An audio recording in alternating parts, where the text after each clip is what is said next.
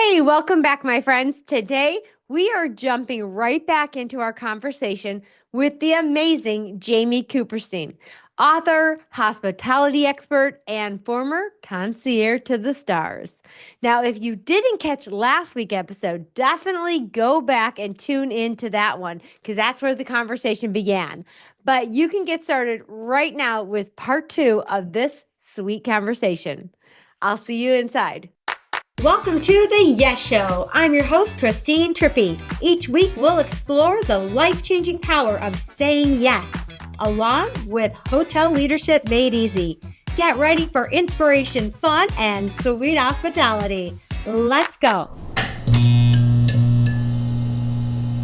Now, in your book, again, it's not just all fun and stories, but it's a lot of fun stories. Let's talk about your 5 keys to service excellence and how they can be applied across different industries. Okay. Would you like me to get into the 5 keys specifically? If you are up for it, sure. Sure. I mean, the one that I want to highlight for sure is treating the emotion, and how do we show empathy to win back the customer that is mad, sad, disappointed, disgruntled, upset, right? That is so key across any industry, because we all know if that upset customer walks out the door, or if it's not a brick and mortar business, hangs up, or, whatever the end of the transaction might be, they're going to tell everybody about their poor experience. And when things go viral, it's really hard to kind of reel things back in. Yes. So we really need to work extremely hard to win back that customer, diffuse those big feelings. And that absolutely starts with treating the emotion. It's a step that I would frequently skip over early on in my hospitality career, because I was a know-it-all and I wanted to just jump right to taking action and having the answer. And I was so excited for that part, to be the hero. But yeah, if you don't first play therapist, and if you don't really listen and make the person feel heard, you're not going to win them back. So that I would say, in terms of a best practice for every industry, that I would say hands down. I mean, other 5 keys to service excellence, which I just are near and dear to me. And again, these 5 keys are 5 things that I learned in my 10 years as a concierge, but certainly anticipating needs, personalizing the experience, both key. One of my favorite catchphrases of all time is the art of underpromising and over-delivering. That's like my favorite. That's like, you can't be a concierge if you haven't perfected that. Right. But that is also a huge, huge lesson for any industry. And even if it just comes down to email, right? Don't say to somebody, I'm going to get back to you in 5 minutes. You'll get an email response from me. If you can't do it, right? Right. You immediately are going to disappoint somebody. Always better to say, I'll get back to you tomorrow. Thank you for your patience. And then when you can get back to them in 2 hours, now you're the hero. Exactly. So can you think of a time where you way over delivered? When I way over delivered. Yeah, I mean, there were numerous examples. One I'll share is in Philadelphia, there is an unbelievable restaurant that's been around, I think at this point, for 15 years, something like that, which is amazing longevity, called Zahav, by Michael Salmanoff. It's an Israeli restaurant, as authentic as they come. And it's still a really, really, really hard reservation that if you don't submit on your request a month out, you likely are not going to get a table. Wow. So this is an example where I could never promise to a guest that I could absolutely get them a table at Zahav, right? I had to finesse it. I had to say, oh, you have great taste. Let me see what I can do. Would you consider sitting at the bar if I can't get you a table in the dining room? Do you have flexibility on your dining time? If I can't get you into Zahav tonight, I know you're here for 5 nights. Are you flexible if I try to get you in tomorrow or the day after? But then when I'm actually able to deliver and get them their requested, party of 4, 7:30 p.m. on the Saturday night, now Jamie's the hero. Oh, yes. I'm getting excited right now because, I miss it so much. Do you miss it so much, Jamie? I don't miss standing in a hard floors on a lobby floor, but yes, I miss the joy of being able to make a difference, like an immediate difference in Mhm. somebody's stay Yes. in my hometown. I really do. And I miss the challenge. There's something Hmm.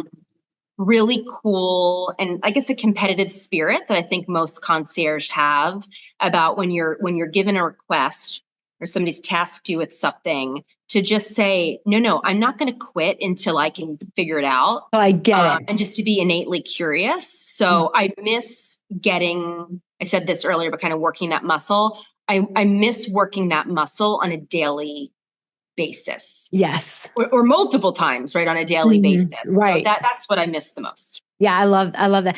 I just love making people happy. And that is why how it all began for me. I just love making people happy.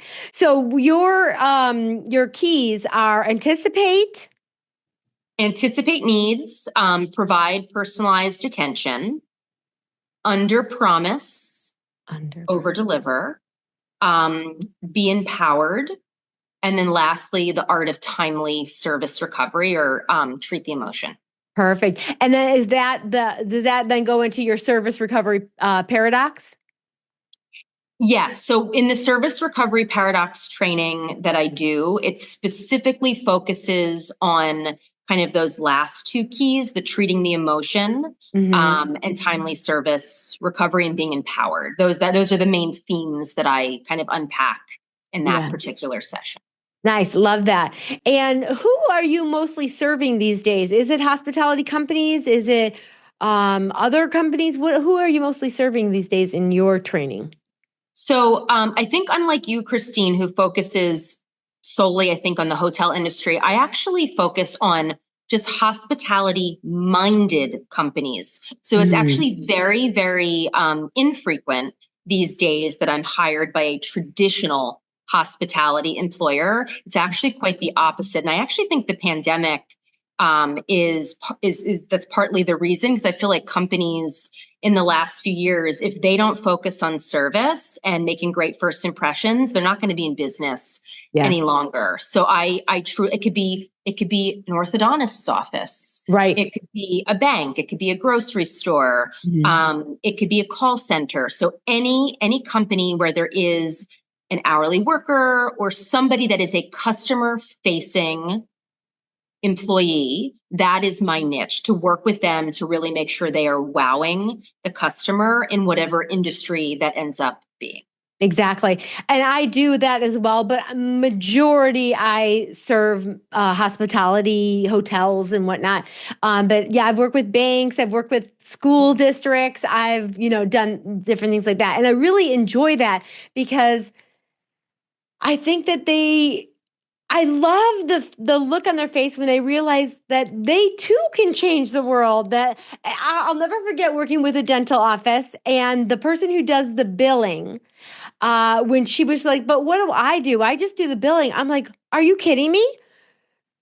You're it. If you don't help them find a way to pay for it, they can't fix their smile. They can't feel better. They can't, smile with confidence and stand tall. You're it." And then, we talk about their yeses and what they can do instead of, "Nope, sorry, it's not covered." Well, can we find programs for them? Can we put them on a payment plan? Can we, and that's so much fun to open their minds to that. Love that. One of the things that really brings me joy is I get bored easily. So what Yes. I like about serving different industries is it forces me to do my research, to really do a Mhm. deep dive, so to speak, in their line of work. So when I'm doing a training, it is like, the foundational content stays the same, but I'm sure just like you, I'm customizing it to that industry. And that has required me to learn something. Yes. So I appreciate that because otherwise, I mean, if every client of mine was a bank, as an example, it would get boring after a while, Right. right? There would not be anything new that I'm learning. So I kind of like still being the student myself. Yes, for me, especially with the yes is the answer, I love learning what different companies and organizations' hard no's are. and Mm. how we get around that and what the options are and just creating those light bulb moments is so much fun. So much fun. I think that's our new challenge that keeps us excited. Instead of the guest request that's hard to do, it's how do we help the companies? Yes, which is fun too. Love it. Love it. Yes, I love it too. Is there anything particular? I would say if I were going to say to the hotel industry right now, your number one problem is problem resolution. We don't know how to do it. I have so much to say on this, but what would you say is the number one barrier to team members resolving problems for guests, for customers? So I think I mean, there's so much to say on this topic. I I think know. there's probably two things at play. Okay.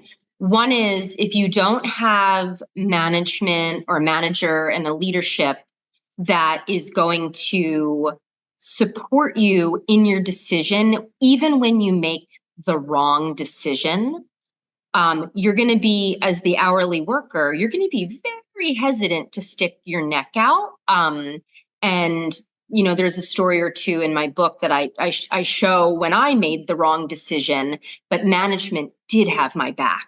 And Love it. that gives you so much confidence to really make the big, bold decision to really stick your neck out. So that's one of the things I'll say is that, leadership needs to empower and give permission for their team to make a decision. And even if that decision is a comp or something else that would be a common service recovery tactic. Yes. The other thing that I'll say, and this was a huge lesson in my journey, and I, again, did not handle this so well in the beginning. I kind of assumed that hospitality was very black and white and that every, hotel would have policies and every situation there would just be a rule to follow. And that kind of grounded me. And I figured, okay, if there's a rule to follow or a policy, that's what I do, right? That's my roadmap. But I learned really quickly that hospitality is very gray.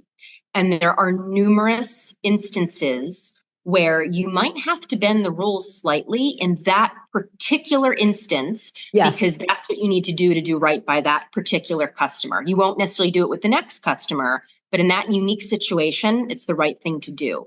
Yes. The reason I bring this up is it kind of goes back to the original point was if you don't support your team, even if they make the wrong decision, they're never going to be willing to kind of lean into this uncomfortableness, that gray area of having to, in the moment, make a judgment call.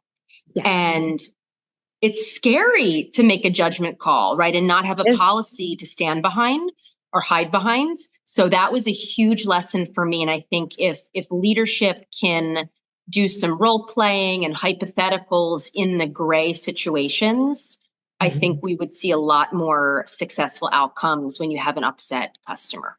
Yes. And I always say, if the first time you say, why did you do that? You shouldn't have done that. That's the last time they're ever going to make a decision, and they're going to call you at midnight or when you're on vacation and in the pool with a pina colada. Well said. Yep. Yes. So we have to celebrate the mistakes. Is there a mistake you'd like to share and how you were celebrated for having the courage to be empowered and do something, and Sure, then maybe it was the wrong decision? Yeah, I'll give the Cliff Notes version because it's a longer story. So, Okay. So basically, when I worked at the residences at 2 Liberty Place, which is a luxury condominium high rise in Philadelphia, one of our amenities was a luxury house car where you could request free of charge to get a ride wherever you wanted around town. And our customer were residents, right? Not a transient guest, but somebody that actually lived in our community.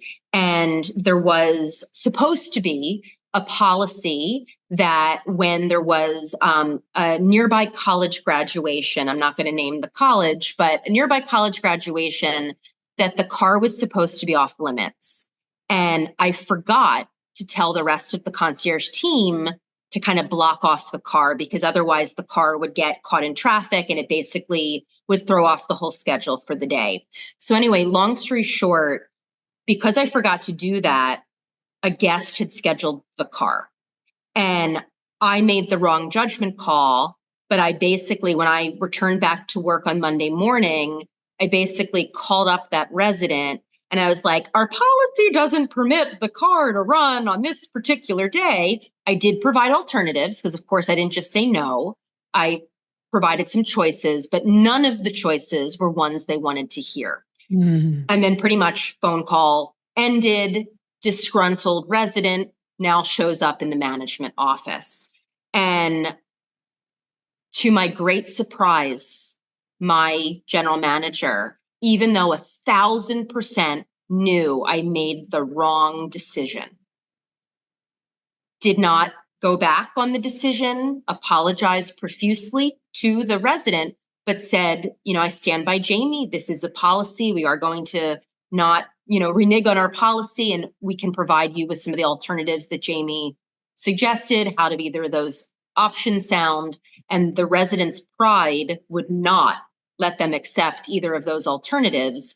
And despite the glare that I received by this resident as they stomped back past my desk, I was supported in that moment. And it gave me the confidence to know that I could stick out my neck in the future. But I now understood the gray, and that was an example of where I needed to bend the policy. Yeah, great story. I love hearing those stories because they're great to give as examples to our team members to show where people have made mistakes and we've celebrated it. And even if he had to make a decision that was not what you had given, because he was taking to that next level to make sure that they're coming around and remaining a loyal guest, to still come to you and say, I support everything you did, I celebrate what you did, etc. So even if it went both ways, I think, do you feel like that? You agree with that, or if he had gone and changed the solution, would that have upset you? Oh my God, it would have been demoralizing. Yeah, I mean, Okay. it would have taken away my voice. Okay. So, and frankly, that would have been so easy for For him to him to do. do Yeah. Yeah. because he was put in the hot seat now too and had a really difficult encounter with a really heated, upset resident. I would have loved to have been a fly on the wall in Yeah. that office because I wasn't privy to the actual exchange. It was behind closed doors. Sure. But boy, I would have loved to have recorded that conversation between manager and upset resident because that is such a teachable moment to hear that dialogue. I just Mm-hmm. wish I had that, and I don't. But no, that would have been that would have not been the right So for you, thing that for would not him have to been go the, back on the decision I made. So yeah. 1,000%, that was a great leadership decision. Love it. Love it. Great story. Thank you for sharing it. My Now, pleasure. I want to ask you where your eyes go when you walk into a hotel or any business. What are the first three things you observe to tell you if it's service driven or not? I first look at are employees standing or seated? Are they Mhm. making eye contact?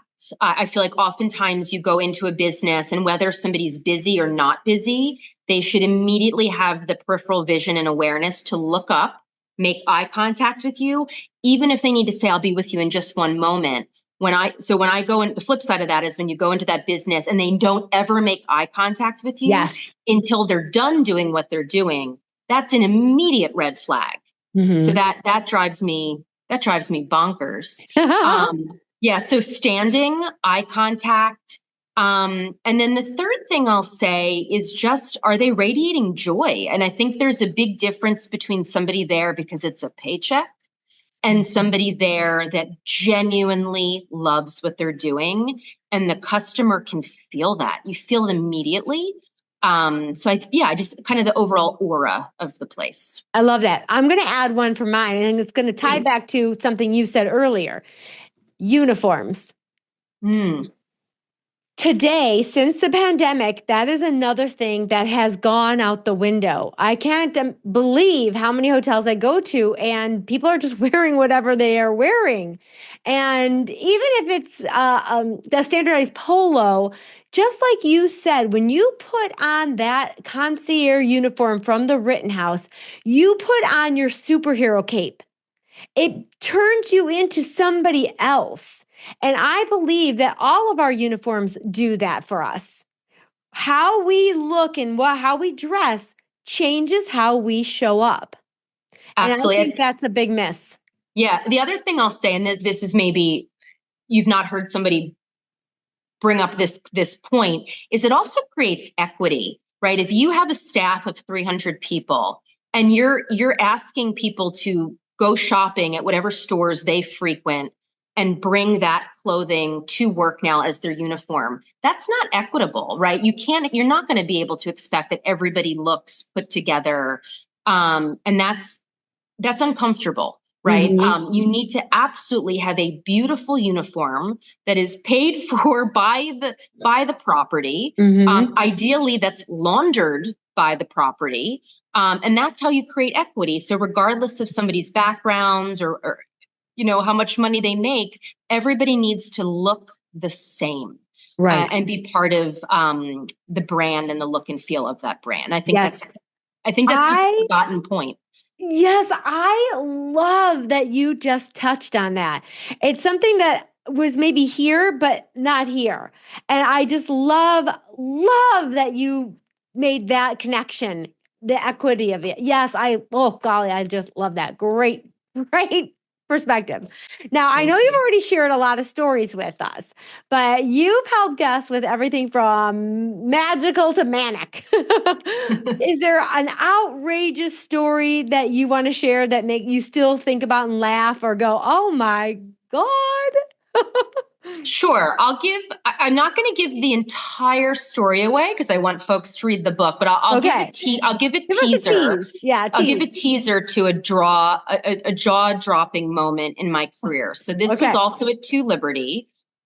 We were not supposed to step away from the concierge desk to pet sit, but this was an example where there was some gray. Mhm. And I did say yes under two conditions. One, they weren't going to pay me. I said, I'm not accepting payment. And number two, I said, I can only be away from the desk for 5 minutes or less. So I agreed to cat sit, and it was over the span of a few days. And on the second day, when I went up to this resident's 3-bedroom condo, the cat was nowhere to be found. And I mean nowhere.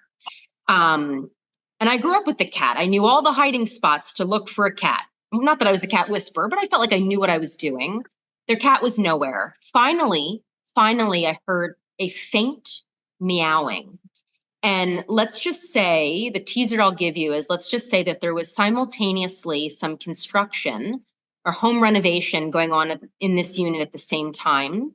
And the cat was in the wall and Oh, had gotten drywalled into the wall where there was some patching going on earlier in the day, and the construction crew was now gone for the day.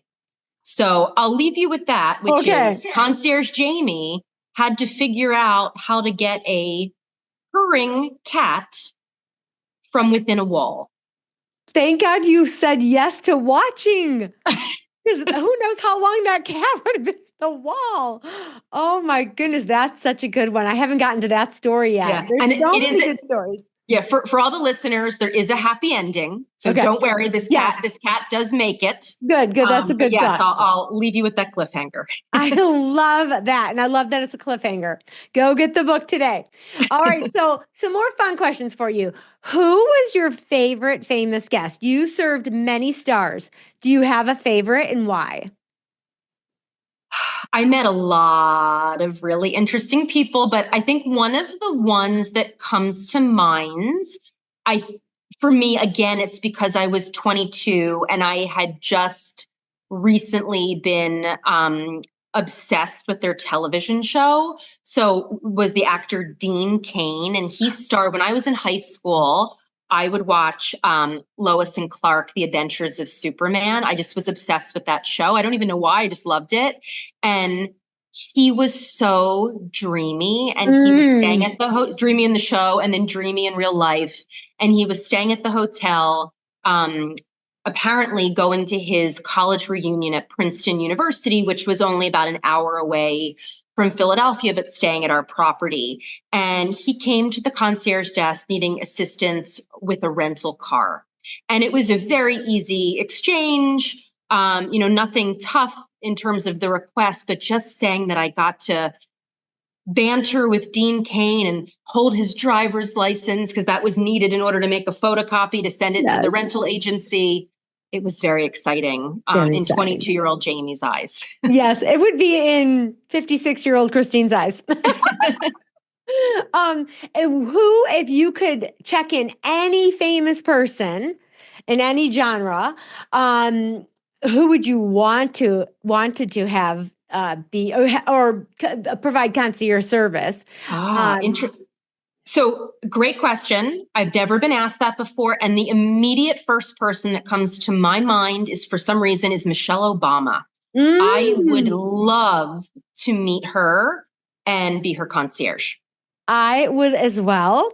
And honestly, the two of them are two of the first people that come to my mind when I'm thinking about really interesting, amazing people. But the first person that comes to my mind is Hugh Jackman. Oh, interesting. I do love him, and I am a huge Broadway fan. Yes, I'm a huge Hugh Jackman fan. I literally have Hugh Jackmans all around me right now. Yeah, and I would be even more excited if he brought Sutton Foster with her, because I am a huge Sutton Foster fan. Okay, so we've got that. I have one for your daughter. How old is your daughter? She just turned 8 this week. 8. So nice. So if your daughter one day, maybe she already has, reads your book and sees you speak on stage, what is the one story or message that you hope she never forgets? So I'm going to answer your question a little bit differently, Christine. Okay. So I had this unexpected outcome and exchange with her just in the last week, seeing how proud she was, knowing that my book had finally gotten here and hearing me talk about it for so much of her life, right? I've been talking about this book coming out because she's 8 and the book has been 5 years in the making. Mm-hmm. But she says to me, literally out of left field, she goes, "Mommy, do you think someday I could write a book too?" And, I know your question was asking about hospitality messaging, but I feel like this was such a greater lesson. Yes. That, wow, I did something hard. And I love that phrase, we can do hard things, right? Yes. So I did something hard, really hard, and it now made her contemplate, wow, I can do something hard too. So that blew my mind. And honestly was one of the best things I heard in a very long time. Ever. Yeah. I literally have goosebumps all over my body. I have a little tear in my eye. I can feel it. That's so beautiful. And again, I always say, every time you say yes, you can change the world. And sometimes that world is your own or your daughter's. You're saying yes to putting yourself out there and sharing these stories and these pieces of wisdom could potentially really change the direction of her, what she sees as possible. I love that. I love that so much. Thank you. Yeah, thanks for that great question and allowing me to share that little wisdom nugget that just showed up this past week. I'm so glad that I did, because that was a really good one.